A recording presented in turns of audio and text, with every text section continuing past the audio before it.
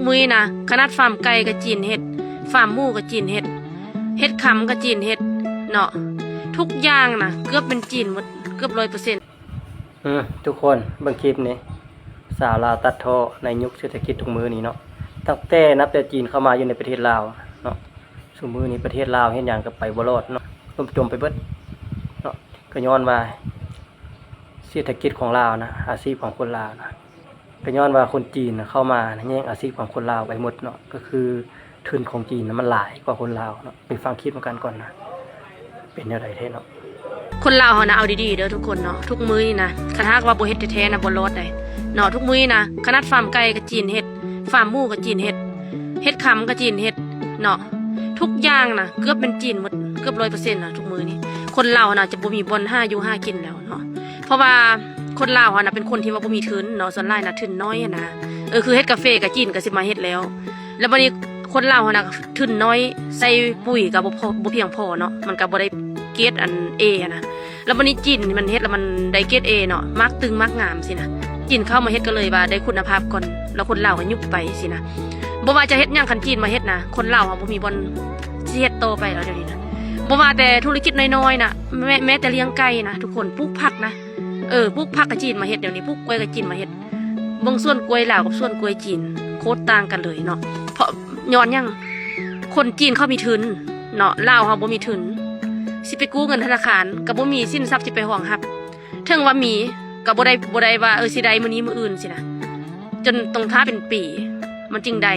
ฉะนั้นนะคนลาวเฮานะมันเป็นคนที่บ่มีทุนบ่มีต้นทุนว่าซั่นซะแล้วเฮาต้องได้ขยันเฮาต้องได้ดุมันเฮาต้องได้เฮ็ดแบบ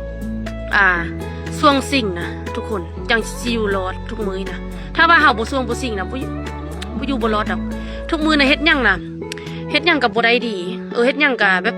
คือไข่เนาะคือฟาร์มไก่บ่สิจีนนะเขามีทุนเขาเฮ็ดไร่แล้วเขาขายถึกได้แล้วคนลาวนี่นะฟาร์มน้อยแต่ขายถึกบ่ได้มันคัดทุนเขาก็ฮู้อยู่ว่าปุ๋ยมันแพงเนาะคือปุ๋ยบ่หัวอาหารบ่สิมันแพงแล้วเฮาสิไปขายถึกมันก็ลุกทุนมันบ่เฮ็ดเมื่อยว่าน่ะเฮาสิไปขายลุกทุนเฮาก็บ่อยากขายมันบ่คือกาแฟคือกันปุ๋ยนะเดี๋ยวนี้นะเกือบล้านละ8,500 8,600บางทีก็ตอนมันขึ้น8,900ตะกี้น่ะ4,500บ่เป็นตะกี้ดอก6เดือนหลังนี่นะ4,500ก็มาขึ้นอัน6เดือนนี้เนาะมันขึ้นแบบทบครึ่งคนลาวสิอยู่บ่รอดทุกมื้อนี่นะจักสิเฮ็ดจะได้เนาะแต่ว่าก็ได้สู้คือเก่าทุกคนคันบ่สู้เฮาก็อยู่บ่รอดฉะนั้นสู้เด้อเนาะรวมทั้งค่อยพร้อมทุกมื้อนี่ก็สิตายแท้แหละสู้น้ำปุ๋ยเฮ็ดกาแฟทุกคนเฮ็ดเบียร์เห็นบ่กาแฟกำลังขึ้นกำลังงามนี่แหละทุกคนก็ตั้งแต่จีนเข้ามาครอบครองอยู่ในประเทศลาวนี่เนาะก็คืออีกอย่างก็เป็นของจีนแม้แต่ร้านอาหารก็เป็นของจีนเนาะร้านโทรศัพท์ร้านแปลงโทรศัพท์ก็ของจีนก็คือเราว่าแหละทุกอย่างนะจีนเข้ามาแทรกแซงมาแล้วคนลาวก็คือทุนน้อยเนาะเฮ็ดหยังก็บ่ได้เฮ็ดหลายเห็นบ่อาศัยเฮ็ดน้อยคันสิขายถึกก็ลุกนี่แหละบ่แพ้จีนทุกอันทุกอย่างเนาะอยู่ที่ประเทศลาวตอนนี้นะก็คือแม้แต่แหล่งท่องเที่ยวอีกอย่างก็ต่อไปจะกลายเป็นของจีนหมดอยู่ที่ประเทศลาวนี่นะประเทศคนลาวนี่แทบจะบ่มีหยังเลยที่เป็นของตัวเองแล้วก็ไปกล้าแข่งกับจีนนะก็คือจีนนะมันเขามีทุนหลายเนาะเขาเฮ็ดหลายขายถึกอยู่แต่ว่าเขาเฮ็ดหลายอาศัยหลายแม่นบ่ฉะนั้นคนลาวล่ะเฮ็ดหลายบ่ได้ย้อนบ่มีทุนหลายคือเขาแม่นบ่เฮ็ดไปน้อยผัดถ้าขายในราคาถึกผัดลุกทุนเนาะค่าให้งานได้แม่นบ่ค่าของชีพมันก็แพงนี่แหละการแทรกแซงอยู่ในประเทศอื่นเข้ามานะเนาะเฮ็ดให้ประเทศคนลาวนี่นะอาชีพของคนลาวเนาะคือว่าการค้าขายของคนลาวถึกทางศาสตร์ญาติแย่งไปหมดแล้วก็ย้อนนี่แหละภาครัฐบาลนี่เนาะปะละเลยให้เขาเข้ามาเนาะแม่นบ่บ่จำกัดจึงเฮ็ดให้ต่างประเทศนะมาหาอยู่ประเทศลาวหาเงินหาคำนะเขาญาติอาชีพของคนลาวไปหมดแล้วคนลาว